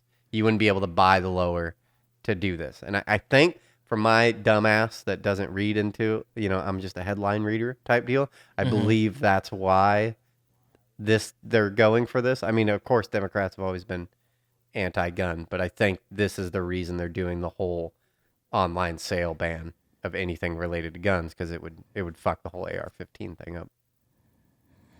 Well, I understand what you're saying. I didn't know people were doing that, though. Really? But, I really thought you did. I knew they were buying lowers. I thought, so that's the whole idea. You buy a lower. I mean, you can buy a lower that's already milled out, and then you have to register it. But you can buy one. It's a weird, like, loophole of a law. You know what I mean? Yeah. And you buy this jig. Some people just ghetto do it. You can just buy the lower and then just get like a Dremel and fucking and like drill it out. I've never done it, but I've seen really badly milled out lowers to where like you have the whole lower part of the AR-15 and like all the little holes are like, it looks like a 5-year-old fucking jabbed it out with a knife. It looks horrible. But they have this jig that you can buy these jigs that you sit it in and then like you stick, I don't know, and then you stick your drill in and it forces you to stay like in the lines. and then you just drill all the shit out, and then you have a lower, and you're done. With that said, my buddy that was telling me this. He's like, I got a jig, so he's like, buy your lowers. He's like, buy a bunch right now, order them, get them done, because you're about to lose your opportunity to buy that shit. It's like done and done. And I think they've already doubled the price. I think you used to be able to get a lower for like $40. Again, I'm novice. Someone's probably listening to this and like, you're a fucking idiot. I believe it was like $40 a few years ago, and now it's fucking doubled, tripled in price. So I remember, I think after the Vegas shooting that they made bump stocks illegal. And because apparently like the guy used a bump stock. Oh, it's no, that's where. It's like a thing where, like, when you press it back, you don't pull the trigger. When you push it back into your arm, then the gun shoots. So when you're just holding your gun into your shoulder, then it's like ba ba ba ba ba ba ba ba ba ba ba, because it's like a bump stock is firing the weapon for you. I think you're wrong on that. I think that it's still in the trigger. I think it's in the trigger. I know I've heard this before, and I'm super novice to this, but it's not that your stock fires the pin. It's that I believe you're like loosely holding the trigger, and then you can get it to where it'll just like auto. The bump of it will flip the trigger, which then it's not in something like that. Not in the stock. It's still in the trigger. Right. Someone smarter explained to us what that means, so we could probably look it up. But it was like the night of that thing, or like the day after, my buddy went online and bought a bunch of them to resell, and resold them at a huge markup because of that. And he was kind of feeling bad about it, and I'm like, someone else would have done it if you didn't do it. But he's like, anybody who has a bump stock is considered like an idiot. Like, they're not for professionals, because they make your rifle just fucking jump around. You're kind of an idiot. It's not for like experts.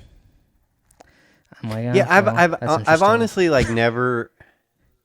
Don't feel bad though. Somebody else would have done it. I don't know. I've never been in war, and I've obviously never like done serious training. But in my novice like gun experience, I feel like I would do it's like with a paintball gun or something like that. I feel like I would do better. You throw me in a situation where I need to go like kill 10 people, and they're like trying to kill me, and we're like in the woods. I feel like I would do better with a single fire AR than I would with an M16 full auto. It's just like da da da da da da. It's just like, why would you? I don't know. I get having like a full auto weapon like mounted to the back of a Jeep, to where you're like, just spraying a fucking area. But it's like, I don't know. I feel like if I was really out to kill someone and it was like life or death, I would probably lean toward a single fire. I'd just be like, give me 40 rounds, single fire, semi-automatic. I feel like I'm going to do better, like running, just da, da, da, da. I don't need it to fucking brr, brr, brr. I don't know.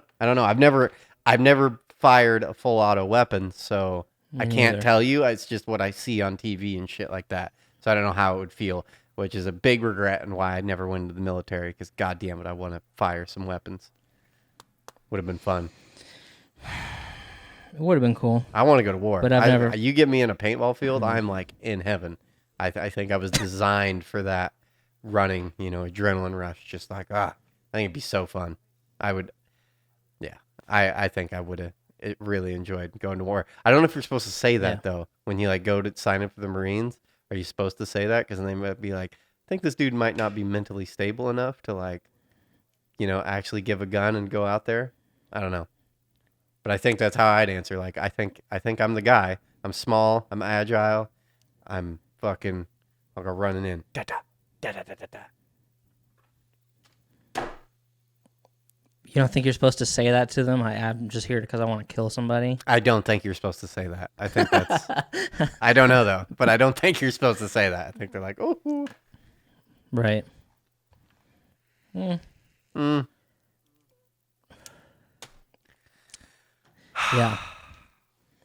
Oh,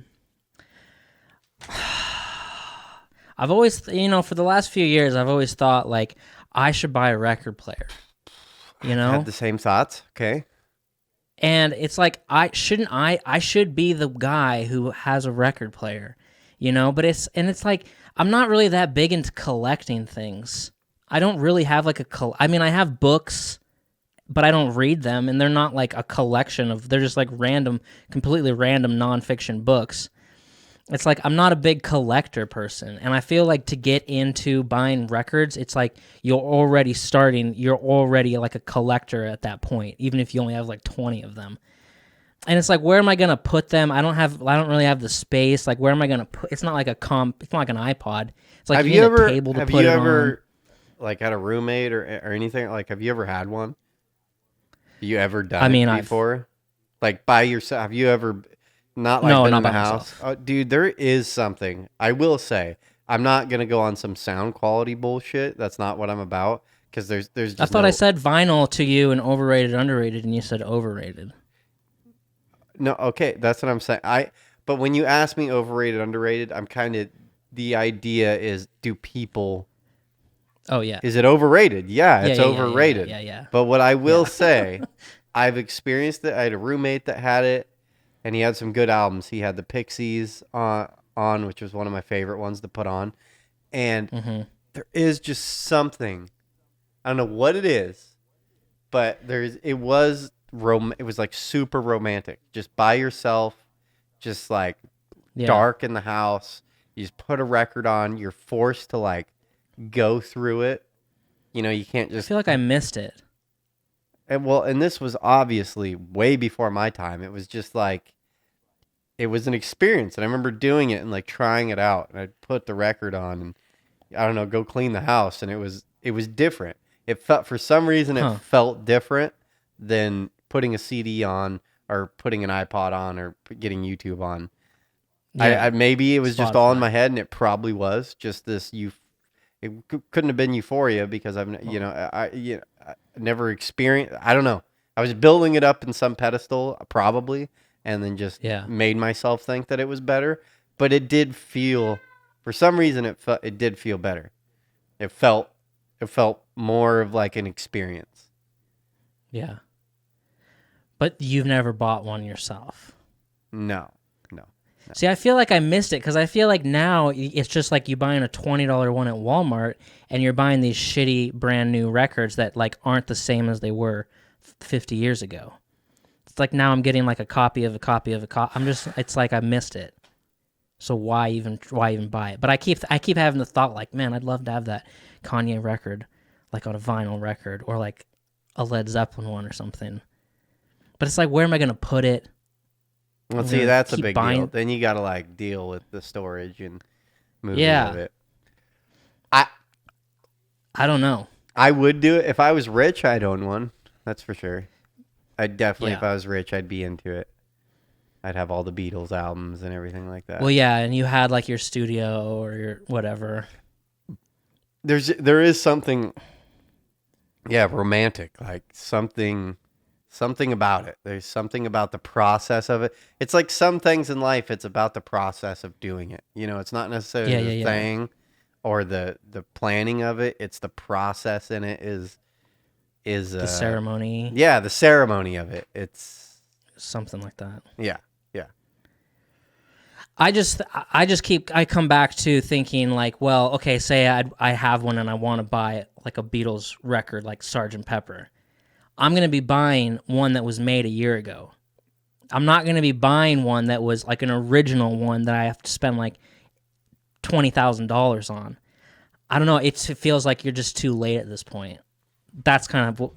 But every few months it pops in my mind like I should fucking buy a record player or something like that. Yeah, again, I'm gonna revert to my original argument is I don't think that matters because it's not about the quality or the time, or it's about the process of doing it. That's where the gold comes from. So don't worry about it. If you're gonna do it, I would focus on the process and not how old your record player is or how old your records are or what you're actually listening to. If you're into what you're listening to, let it be like lighting a candle. You know what I mean? Like this is just a process that we're going to go through. And it gives, I don't know, then it feels like you're giving some more respect to the artist too. I don't know. It becomes a religious thing. I don't know. I see. So it's like I'm saying, I don't want to cook because I'm not going to cook the greatest meal ever. It's like, no, you should still cook. Yeah. I see what you're saying. Kinda.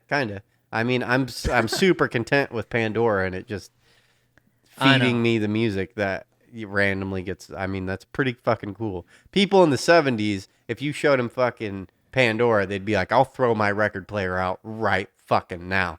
I guarantee they'd say that. You know what I mean? Like, this is badass as shit. Like, I don't have to buy these records. They just come. And I don't even have to pick what's next. They just come. Yeah. Yeah. We're spoiled. We are spoiled. And we do think, but I don't know. I'll argue both sides of that. If you want to do it, do it. Maybe I don't someday. think I'm going to do it. I'm pretty content with the digital world we live in, but I probably won't do it either. whatever. It's a good topic. Yeah, it's interesting. That's all I got. I don't know why. When I heard about this, I thought it was interesting. I don't even know if I want to talk about it, but fucking, I guess now I have to talk about it. Fucking the lady from, let's see. Hey, if you've ever eaten food from a Schwans food truck, email me, erickandbradshaw@gmail.com. Okay, the widow of the director of the original Gone in 60 Second movie owns the rights to the Eleanor car in the 1974 film and the 2000 Hollywood Pictures remake. Federal appeals court in California ruled. Wait, what? Ruled. Denise Halakai, Denise Halakai, widow of H.B. Toby Halakai, who directed, produced, and acted in and marketed the original Gone in 60 Seconds, sued for the trademark infringement after Carol Shelby, the designer of the Eleanor car in the remake, registered to the Eleanor trademark for the cars and car parts and licensed the rights to the custom car maker Unique Motorsports. The Ninth Circuit determined that Halaki had standing to sue due to her ownership of the copyright to the Eleanor, a 1971 fastback Ford Mustang in the 1974 film, which she holds specifically for toy cars, kits, and baseball caps. The three-judge panel from the district court failed to consider the declaration by Halakai and a 1995 agreement with the Hollywood Pictures that made it clear that Halakai would retain the rights to Eleanor in the remake, which Halakai called a non-negotiable deal point. Halakai never transferred her rights to the remake Eleanor. The court ruled, pointing to the contract wording that gives Halakai rights to Eleanor from the original Gone in 60 Seconds. The court vacated judgment against Halakai and denied the defendant's request for attorney fees because the plaintiff's claims blah, blah, blah, blah, blah, blah, blah. I don't know why I found that interesting, but there was a bunch of court shit over the Gone in 60 Seconds movie. So did they have to pay her? Sounds like it. Yeah, I think so. When I started looking... That's fucking weird. Yeah, so there was a bunch of shit. And I didn't know that there was an other movie. I didn't realize Gone in 60 Seconds was a remake of an original Gone in 60 Seconds. Yeah, I'd heard that. I didn't remember either, but I've heard that before. I don't know. At the beginning of the week, on Monday, I was like, oh, that is really interesting. And then by today, I was like, that is not interesting at all to me. I could care less about this court case. I remember hearing recently that, like, before Indiana Jones and the Temple of Doom, there was no PG-13 rating. And because of that movie, they made a PG-13 rating. Is that real? It's weird. Yeah. Doesn't that sound like something you could say and people are just going to believe it? No, it's real. It's like parents were so uncomfortable with the Temple of Doom, like satanic imagery. Being PG? Yeah. But they had G, PG, and R? Yeah. And they're like, we need something else. 13. Yeah. Like after it. Not for it. I think it's PG still, but after it, parents were like, this movie was too fucked up. What year was that? The 80s? I don't know.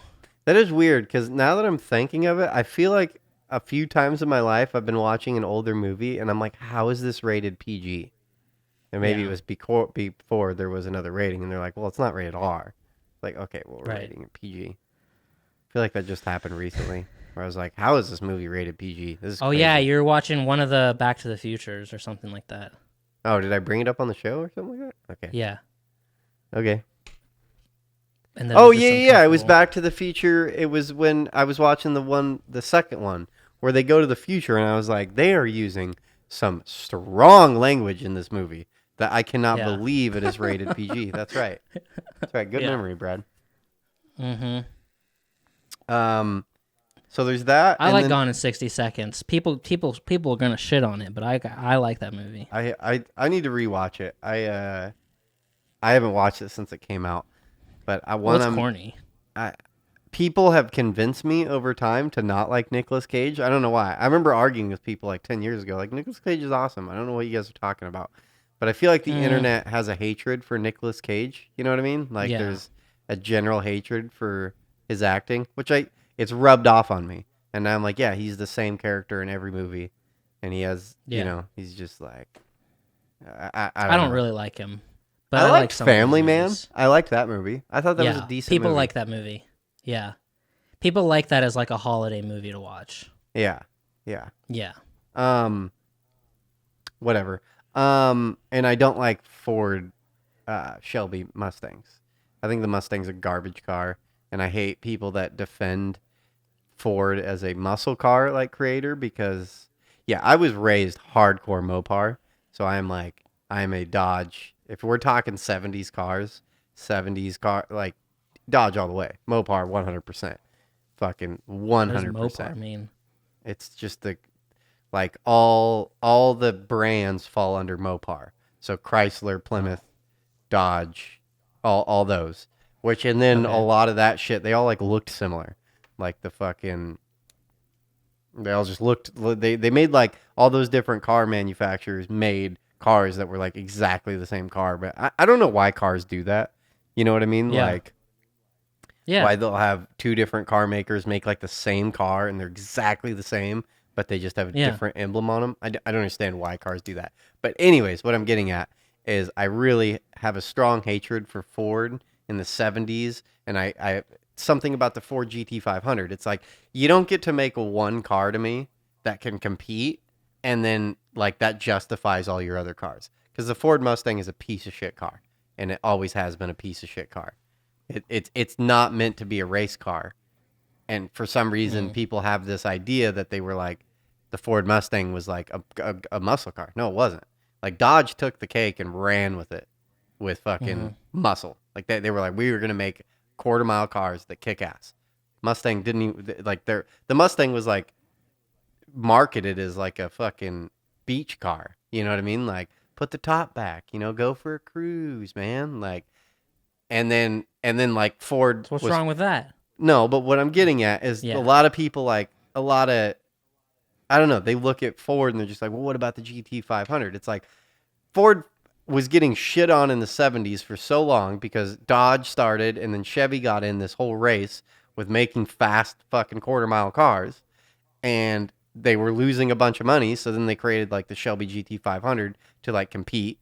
You know what I mean? And it was like, so they have one car. They have like one car, and it's like, That's a good car. and then it's like this huge collector's car and shit like that. It's like, dude, come on. Yeah. Dodge was like 100% all in it. There's so many cars. The Dodge Demon, the Challenger, the Charger, the fucking, all these, they were just like fucking, they got kicked out of NASCAR. I mean, come on. How badass is that?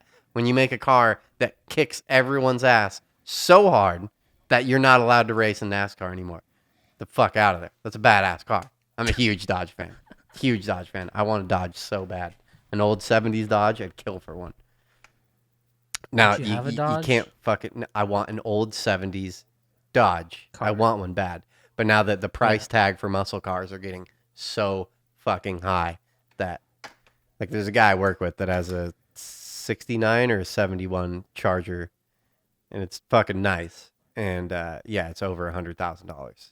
And he was talking about, like, fuck, he's like, 20 years ago, 25 years ago, you could have bought these cars for not very much money. Yeah. Sucks. You could have bought one for like 10 grand, a nice one, like restored, remodeled, everything, for not that much. And just every few years, that shit just skyrockets. That's crazy. He goes to those Meekum car auctions and shit like that all the time when they come through Portland. I want to go. He was explaining how that shit Fuck works and yeah. stuff. You have to like buy a special ticket to like get into the bidders like section. But he's like explaining to me it'd be a dangerous thing to go do. He's like, because you go there and he's like, dude, there is a shitload of lenders. That there's like lenders everywhere. They're trying Jesus to like, Christ. yeah, it'd be dangerous. Be dangerous to go there. Because I'd be like, hey, we'll get you $30,000. You know what I mean? You know, blah, blah, blah, blah. And be like, yeah, fuck yeah, let's get a car. Let's take this shit home right now. Yeah. There's no wives anywhere. Yeah, exactly. Just a bunch of dudes and a bunch of dudes lending money. Trying to. Yeah. Yeah. Trying to one up the next guy. I'd go there and I wouldn't spend a penny. I would want one. And then you can like, you can get the magazines. I didn't know how any of this shit worked, but he was like showing me too. He went into his car and got like a magazine. He's like, oh, they show you all the cars that are going to be in the auction. So like you can, and it'll show, I think it showed you like starting price too. So you can like kind of figure out what you're going there for. And then you like drive there with a trailer. So he's like, yeah, a bunch of guys drive there with trailers. They have an idea of the car they want to get. You know, and he's in like, you know, there's obviously the shit you see on TV, but there's like, you know, lower end shit that gets done. I think I've seen stuff like that when I'm in like a restaurant watching it, where they're like driving this car down this red carpet with like ropes on the side, and everyone's like looking at it and they're talking about it. Yeah. Are you just being a dick right now, or you? No, that's just what I've seen on TV. Okay. Yeah. And there's like, there's Barrett and Meekum. I think there's two main ones, the Barrett car auction and the Meekum car auction. Yeah, I could see how the Mustang was more of just like a drive on the beach to put the top down, Tom Cruise. Yeah. But that's cool too. Yeah. I don't care about cars too much. You know? I'm not super into cars, but I don't know. I do hate how they've all just started to look the same. I would love to have an old fucking, oh yeah, 71 Dodge Charger, all black, dude. Fucking all nice leather interior. Oh, that'd be fun to drive. Be so fun to drive. Yeah, it would be fun to drive. I've never driven something like that. But you're not too good at even working on them. Yeah, but you can buy them. You can buy them done. You know, that's the whole thing. You could spend the money to buy. That's what I mean. The car this dude owns is like over $100,000 because it's all done. You know what I mean? Right. The car is ready to go. You just buy it and drive away. Right. And him just talking about the car, dude, it just gives me, it's we're too old to like know what it is. You know what I mean? To have experienced these cars. But like he talks about it and it's like, dude, these cars are still badass. Like, yeah, you don't have the all these power shit that make it smooth, but they were still like, they were putting out serious fucking power, you know, to the ground in the 70s. So it's like, you get in some and it's like, yeah, they'll put you in your fucking seat. They don't handle right. You know, the suspension's fucked up. It doesn't feel like a fucking new Cadillac, you know, fucking doing that. Yeah. But you can get going. You know what I mean? Fuck. And that'd be fun. And I think it would be fun, feeling the, I mean, because we did grow up. I don't know if you had any old, but I had like a 87, my first truck was an 87 inline 6 Ford. Fucking, you know, 4-speed. Fucking, it felt raw. It felt fucking, it didn't handle very good. And it was like, had a shitload of torque. And the feeling when you'd fucking, you know, start in second and drop the clutch and fucking truck would like kind of torque up like that. And fucking, now just imagine that. I imagine that times 3, you know, just fucking, oh, that'd feel good. That'd feel so fucking good. Just fucking whole car twist. Be fun. No, I never had anything like that. Did you ever drive an old stick shift? No. Oh, what was that? The truck? What was that? The car that had the fire? Yeah, the truck. It would backfire. Had a big old hole in the muffler, which made it even cooler, man. It would fucking like like the carburetor was fucked up, so it would kind of run weird. It would run like, you know, it kind of like, it had too much gas going through the motor and it would spit it out the exhaust. So you'd have like wet exhaust and it would fucking, so it's fuck, dude, I'd smoke people in that truck too. That inline six Ford is a piece of, look like a piece of shit truck, blah blah blah. But that fucking transmission with the inline six 300, yeah, 300 inline six, 30, yeah, 300 inline six was like the torquiest motor Ford ever made. And fucking, from what I've been told and driving it was extremely torquey. So like, I remember in high school, I'd race all kinds of people, fucking smoke everyone in that truck. I remember racing this kid named Brad. He had like a Trans Am. I don't know, some Trans Am. I remember racing a Dodge Neon. I raced a Caddy. I raced. I remember all these races I had, and no one could touch me in the school. We'd go. I remember like the spot we'd normally go to is fucking. I remember racing in the Yokes parking lot a few times, like from one end to the other end at like 3 a.m. And then I remember racing in beside Home Depot, that street right there. And then I was smart because I knew what the truck would do is coming out of third gear. So you'd start in second. First gear was a granny gear. You'd start in second, so you only had second and third gear really. And then by the time you hit fourth gear wasn't shit. Like it was just such a long gear. Like it was fucking, it was from fucking 40 to 80. So it was, but I could beat everyone in second and third. So I'd always make it like really short races. I'd be like, oh, we'll go from here to there, because no one could beat me off. I miss that shit. Miss that truck so much. What'd you do with it? I traded it to a dude for rent because I didn't have any money, and I was living with a guy, and I needed to pay him, and I was like, well, what if I just pay you in this truck? And then wrote it off, and then he was out getting firewood and said the ass end of the truck fell out, and so he's like, yeah, it's like 5 miles up in the middle of the woods. He's like, that's where it's gonna stay. I was like, oh, okay, yeah. You could go get it. It's still there. Yeah. I love that truck. A lot of good memories in that truck. Mainly racing. No, I never raced. Never raced. Yeah, I did. Yeah. Yeah, not for me. Hell yeah. You want to wrap this bitch up? Sure. Watch Episode Little Myth. 45. Little Miss. What? It's a good show. La Miss. La Miserable. Les Mis. It's fucking the last three French, things, so and I'm not watching your religious show either, okay? Look, like the last three things that people have suggested to me have been so disgustingly average that it made me anxious and nervous and nauseous. Okay. How average that they were. Was I part of this? Was I part of this? No. They were so average that I started to forget what it felt like to watch something that was good.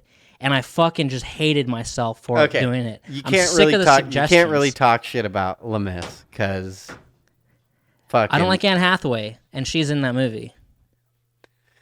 I'm gonna assume that the fucking rating system for that movie is out of control by critics, and so you can't really say average. And I feel like I have it downloaded, and I've like skipped through it, and I see like Hugh Jackman singing, like pulling on a rope, and I'm like, oh my god, I can't. It's a fucking musical, bud. Okay. Yeah, I know. Grow up. I know. Grow up.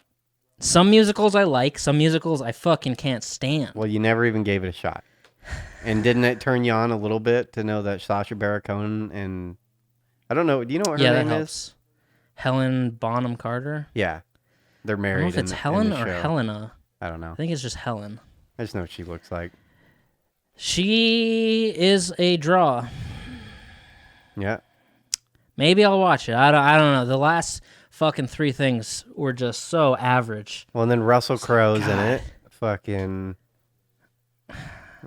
It's whatever. You do whatever the fuck you want to do. I don't give a shit. As long as you're here next Saturday, that's all I really care about. So maybe I'll watch it. Maybe I won't. I can't stand some shit. Okay. Anne Hathaway. Look, Anne Hathaway is in Interstellar.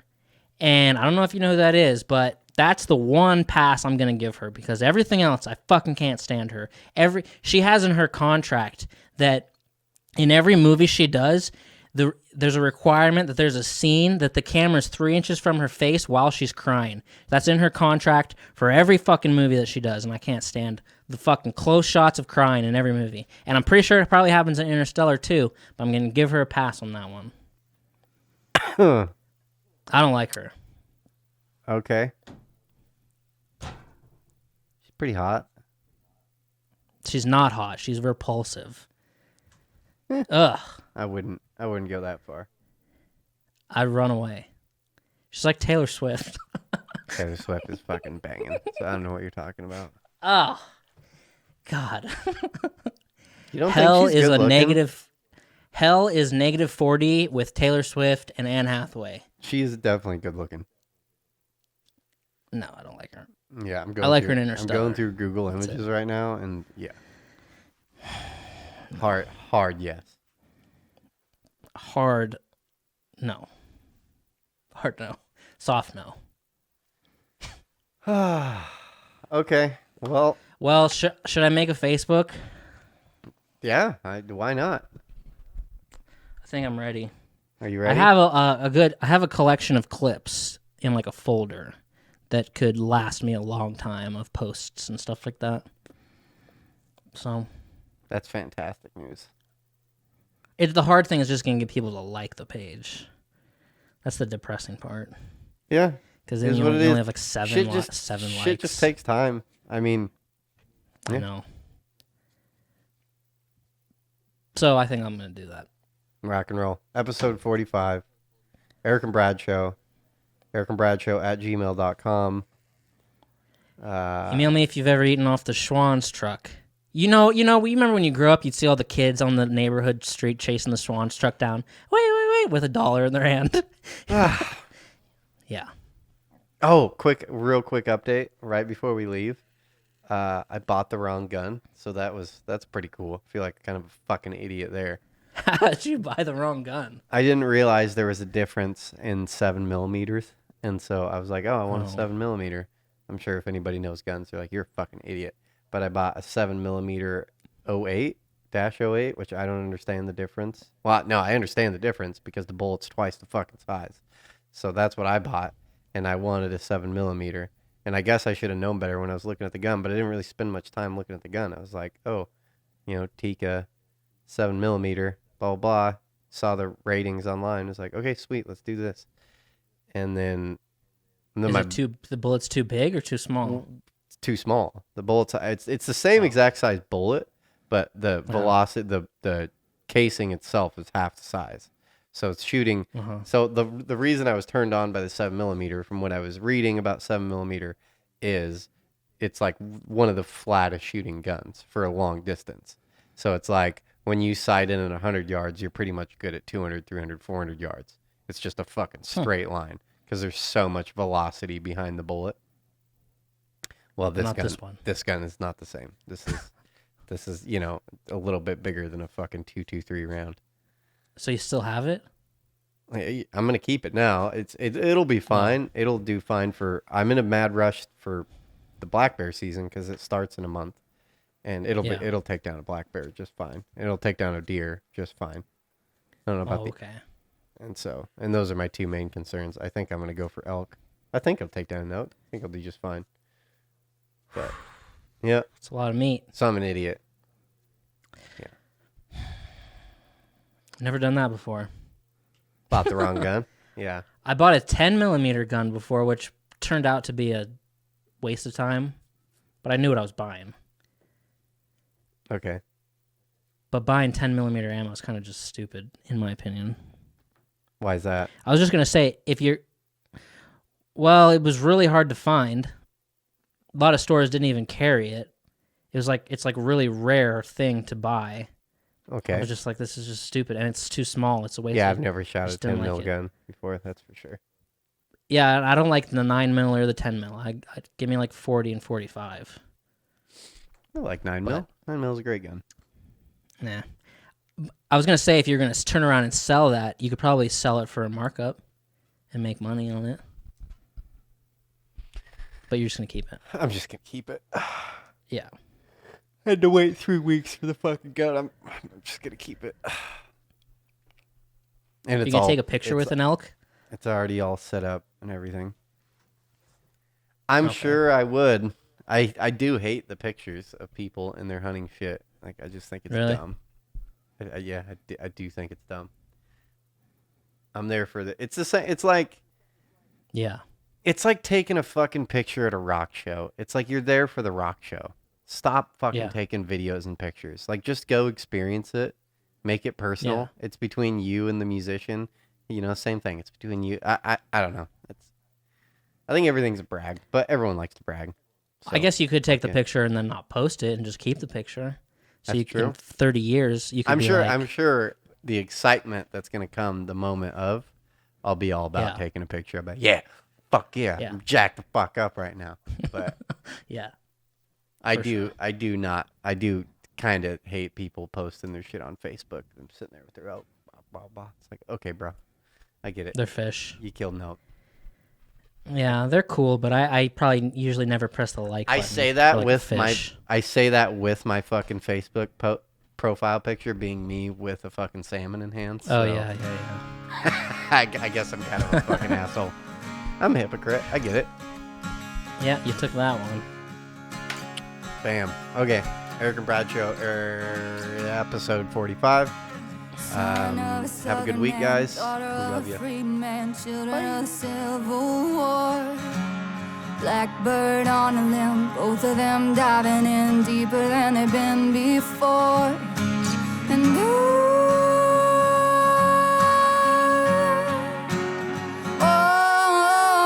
down a red dirt path, covering their tracks, strangers in the light of day.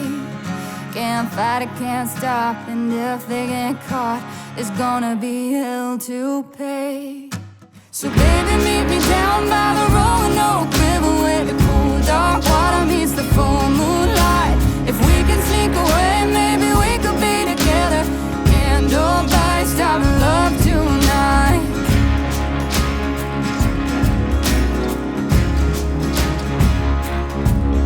Didn't know they'd been followed down through the hollow till a hand grabbed her by the arm. Blood's thicker than water, but even his father ain't never gonna do her no harm.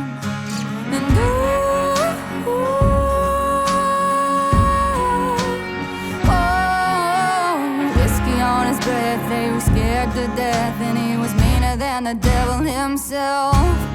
It was him or them, and you can call it a sin, but the Roanoke River won't tell. So baby, meet me down by the Roanoke River, where the cool dark water meets the full moonlight. If we can sneak away, maybe we could be together. Candlelight, stop love tonight.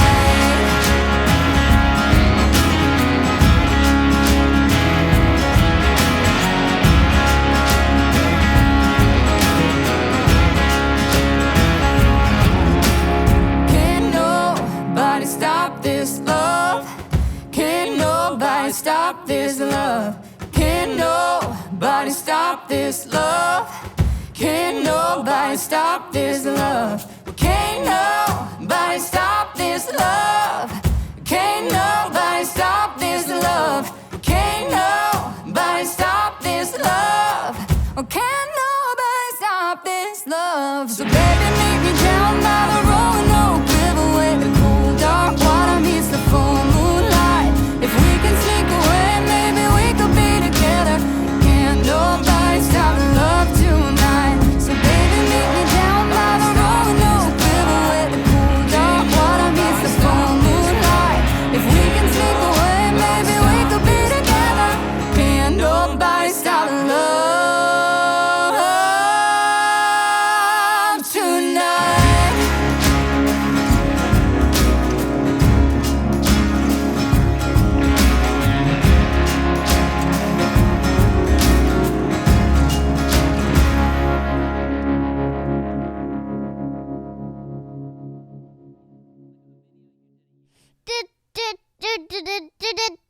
We'll be back